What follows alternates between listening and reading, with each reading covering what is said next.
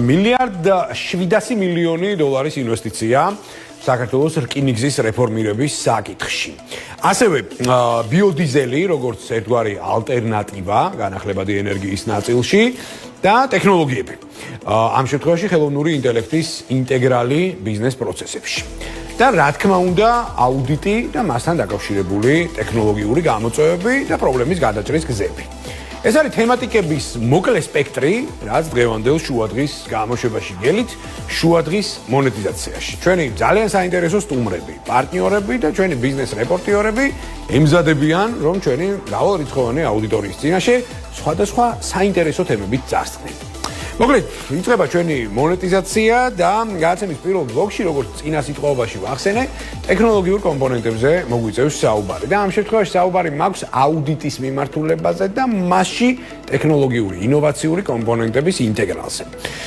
მოკლედ, ჩვენმა პარტნიორმა, Grant Thorntonმა, რომელიც თქვენი საგადასახადო გზამკვლევია, ძალიან საინტერესო ანალიტიკა მოგვიმზადა და პრეზენტირებას ძალიან საინტერესო ტექნოლოგიისას გავაკეთებთ პირდაპირ ეთერში LIP პლატფორმის როლი ზოგადად და ღირებულება, რომელიც ტექნოლოგიებზე დაფუძნებული აუდიტის ჭრილში იქმნება და ძალიან კარგი გადაწყვეტა და გადაჭრა არის რეალურად პრობლემის ბიზნესისთვის.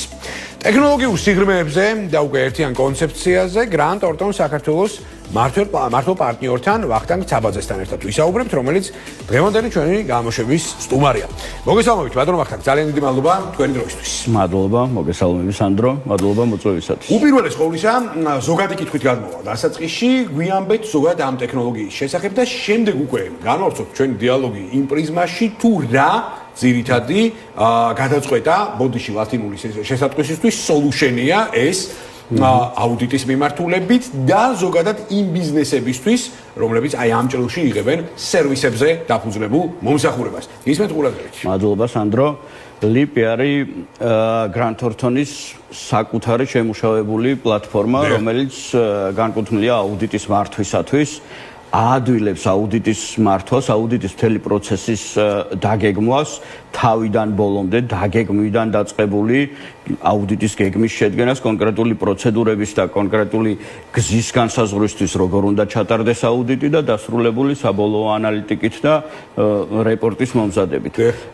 ესეთი ტიპის პლატფორმები საკუთარი შექმნილი ბევრ ქსელს არ აქვს, ამით ვამაყობთ, ერთ-ერთი დიდი ქსელი ვართ, რომელსაც ესეთი პლატფორმა ჩვენი საკუთარი გვაქვს და შესაბამისად ის მორგებული არის ჩვენ აუდიტის მეთოდოლოგიაზე, ეს ტექნოლოგია და ეს ინსტრუმენტი, თული, რომელიც ჩვენი საერთაშორისო მეთოდოლოგიის ეფექტურად განხორციელებას უწევს მხარდაჭერას და ამ თულს იყენებს Grant Thornton 150-ზე მეტ ქვეყანაში და 70,000-ზე მეტი ადამიანი მუშაობს ამ ერთ თულში, რომელიც არის ერთიანი და ჩვენ შეგვიძლია ერთმანეთის ქვეყნებში, სხვადასხვა ქვეყნების გუნდებმა ერთად იმუშაონ ამ ერთ პლატფორმაში, რომელიც არის cloud-ზე დაფუძნებული. ხო, ძალიან საინტერესო არის და უფრო სიღრმისეულად რო ახსნათ ეხა რეალურად, ანუ აი რაში მდგომარეობს ტექნოლოგიური solution-ი ამ ყველაფრის და აი როგორ უმარტივებს საოპერაციო პროცესებს ამ შემთხვევაში აუდიტის ნაწილს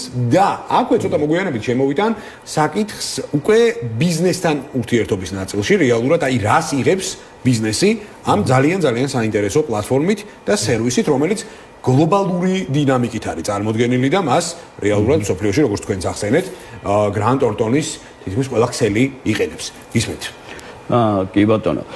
LIP ეს ტექნოლოგია არ არის რა თქმა უნდა პირველი ტექნოლოგიური გადაწყვეტა, რასაც Grant Thornton იყენებს, წლებია, ძალიან დიდი ხანი არის Grant Thornton's თავისი აუდიტის მართვის ტექნოლოგია ჰქონდა, თუმცა LIP არის ახალი, სრულიად ახალ ტექნოლოგიაზე, განსხვავებით Voyager-ისგან, რომელიც აქამდე იყო. და ბევრად უფრო მოქნილი, ბევრად უფრო თანამედროვე ტექნოლოგიებზე დაფუძნებული, ბევრად უფრო მეტ საშუალებას იძლევა კოოპერაციისა, როგორც თქვია, გუნდებს შორის. განსხვავებით ბევრი სხვა, ვთქვათ, ტექნოლოგიისაგან, რომელიც გამოიყენება აუდიტის მართვისთვის, ეს არ არის მხოლოდ დოკუმენტირების ინსტრუმენტი. ეს არ არის მხოლოდ აუდიტის დოკუმენტების არქივაციის და რაღაც სწორად დალაგების ინსტრუმენტი. ეს არის ინსტრუმენტი, რომელიც გეხმარება აუდიტის დაგეგმვაში, რომელიც დაგანახებს რისკებს შენ როგორც აუდიტორს და რისკების იმის მიხედვით რა რისკებს დაინახავ, რა რისკებს ასახავ ამ სისტემაში, ის აუდიტის პროცესსაც ცვლის. რაღაც დამატებით პროცედურებს გაკეთებინებს სადღაც, ან შეიძლება სადღაც ნაკლები პროცედურა გაგაკეთებინოს თუ ნაკლები რისკი დაინახა. ამიტომ ეს არის ბევრად უფრო ეფექტური ვიდრე და არ აუდიტორების გუნდს ეხმარება იმაში, რომ მეთოდოლოგია სწორად განახორციელონ ყოველ კონკრეტულ აუდიტში და არასოდეს არაფერი არ გამოგრჩეს, რაც ხარისხისთვის, რა თქმა უნდა, ძალიან მნიშვნელოვანია. ერთის მხრივ ადამიანურ შეცდომას ამინიმიზირებს, ესე ვთქვათ, რომ რამე არ გამორჩეს გუნდს, მაგრამ მეორეს მხრივ უბიძგებს გუნდს, რომ უფრო მეტად ანალიტიკურად იაზროვნონ იმის ხარჯზე, რომ მექანიკური რაღაცა პროცედურები მარტივდება, უფრო მეტი დრო გაქვს, უფრო მეტი საშუალება გაქვს, რომ უფრო ანალიტიკურად შეხედო რაღაცას, უფრო დიდსურად შეხედო და ღრმად გაანალიზო რისკები, რაც კლიენტ კომპანიას შეიძლება ქონდეს, რაც ფინანსურ ანგარიშებაში შეიძლება იყოს. აი, ბოლო ნაწილით ზუსტად ეხა აჩენს მორი კითხვას, რიტორიკულ კითხვას, რეალურად უკვე აი ბიზნესის ნაწილში, აი რას იღებს ამ დროს ბიზნესი, როგორც თქვენ ახსენეთ, ამ შემთხვევაში ხდება რისკების მინიმიზაცია, ხდება მაქსიმალური სიზუსტე, კალკულაციის ნაწილი და ბევრი სხვა კომპონენტი, რომელიც ბიზნესისთვის საოპერაციო მიმართულებით არის ძალიან მნიშვნელოვანი. შესაბამისად, მე მაინტერესებს აი ამ შემთხვევაში უკვე რა მიიღო ბიზნესმა, ქართულმა კომპანიებმა, ვინაიდან ჩვენ გლობალური ქსელის ქართულ წარმომადგენლობაზე გვაქვს საუბარი, ანუ აი რამდენად კარგად ადაპტირდა ეს ყველაფერი მომსახურების გაწევის ნაწილში და რას იღებს ამ დროს ბიზნესი. ბიზნესი პირველ რიგში იღებს კიდევ უფრო მეტად დადასტურებულად ხარისხიან აუდიტს, რომელიც ჩატარებულია ყველა შესაბამისი სტანდარტის და მეთოდოლოგიის მიხედვით და რაც მთავარია, ტარდება უფრო ეფექტურად. ეფექტურობა ნიშნავს იმას, რომ ერთის მხრივ რისკების შეცდომები ფინანსურ ანგარიშგებაში გამოვლენილი იქნება და წარდგენილი იქნება აუდიტის ანგარიში, მეორეს მხრივ ნიშნავს დროის დაზოგვას და აუდიტი ჩატარდება უფრო სწრაფად, მაგრამ უფრო ეფექტურად, არანაკლები ხარისხით ვიდრე სხვა დროს. მიუხედავად იმისა, რომ უფრო სწრაფად ჩატარდება.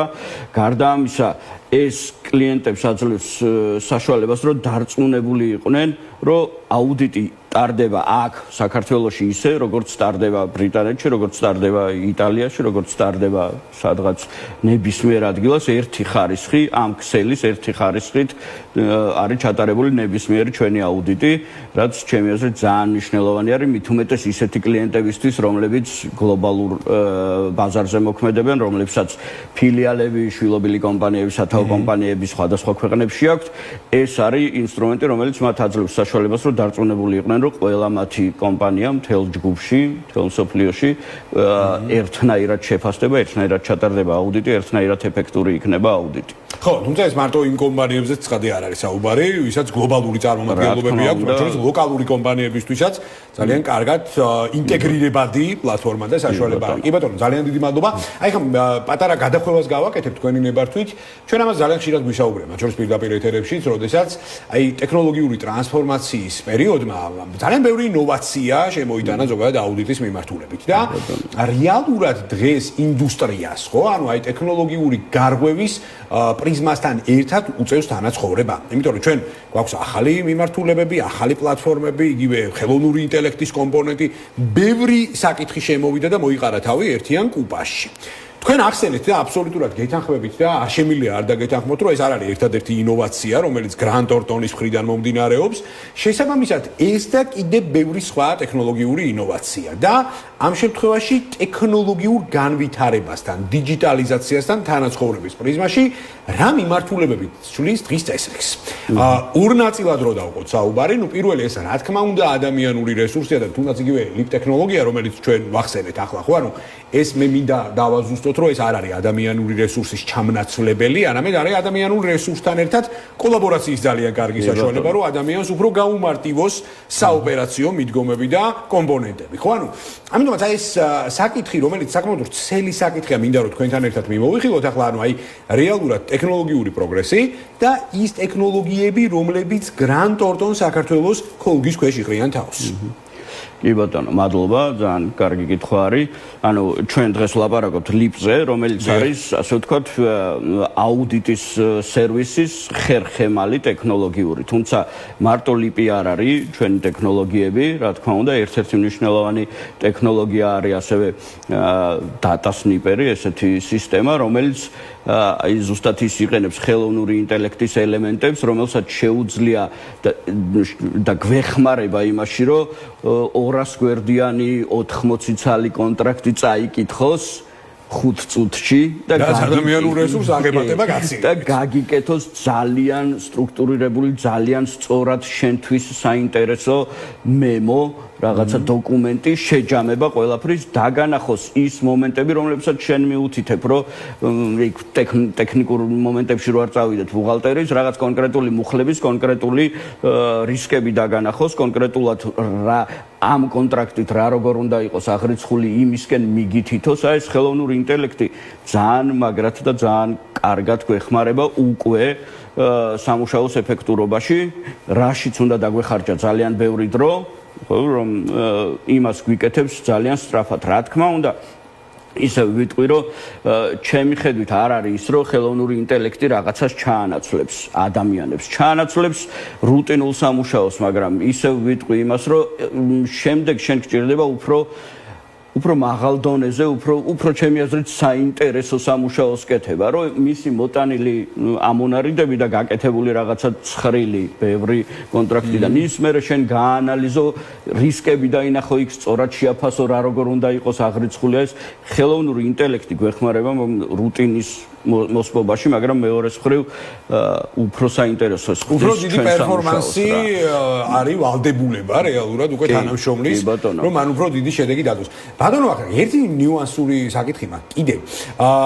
აი არსებობენ ახლა შედარებით აი კონსერვატიული დასავლური ეკონომიკები, რომლებმაც აი თუნდაც იურისპრუდენციის, ბუღალტერიის, აუდიტის, ფინანსების მიმართულებით ცოტა კონსერვატიული მიდგომები შემოიტანეს, მათ შორის AI ინტეგრალთან მიმართებაში. ხო, ეხლა აი რამდენიმე ქვეყანაა, ეხლა თუნდაც იგივე ამერიკის შეერთებული შტატები, მისი რამდენიმე შტატი, თუნდაც იგივე კანადა, დასავლეთ ევროპის ბევრი ქვეყანაც, რომლებიც ცოტა ფაქიზად და კონსერვატიულად უყურებენ თუნდაც იგივე ტექნოლოგიური ინტეგრალს პროცესებში. ხო, აი მე მაინტერესებს ადგილობრივ პრიზმაში, აი საქართველოს რეალობაში, რამდენად კარგად ხდება ტექნოლოგიური იმპლემენტირება, იმიტომ რომ ეხლა თუნდაც იგივე რეგულატორი, თუნდაც იგივე დარგის, ასე ვთქვათ, watchdog-ი, ხო, პირობითად, აი თუნდაც იგივე ფინანსთა სამინისტრო ავიღოთ, რომელმაც წლების განმავლობაში ძალიან დიდი რესურსი დახარჯა, მათ შორის ტექნოლოგიური იმპლემენტირების ნაწილში. აი ჩვენთან როგორია რეალურად მიდგომები და აი რამდენად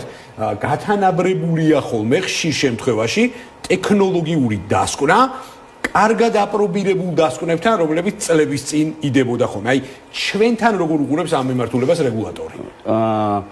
მოდეს შევხედოთ, ჩვენ ქსელსაც, რა თქმა უნდა, ძალიან საფრთხილო არის ხელოვნური ინტელექტის გამოყენება და გლობალურად რაღაც ესე რომ შევხედოთ, ხო, როგორც ყველგან ორი ხედვა არსებობს, ერთი რომელიც დასავლეთ ევროპის ალბათ ძირითადი ხედვა ის არის, რომ რეგულაცია ჭირდება მაინც და მაინც შესაძლებელი არის და არ შეიძლება ძალიან ესე თავით გადაშვება, თუმცა არის მეორე მიდგომა, რომელიც ამბობს, რომ არა, ეს აქედან არ გვემუქრება ჩვენ რაღაც ეგზისტენციალური რისკი და უნდა წავიდეთ და უნდა განვითარდეთ.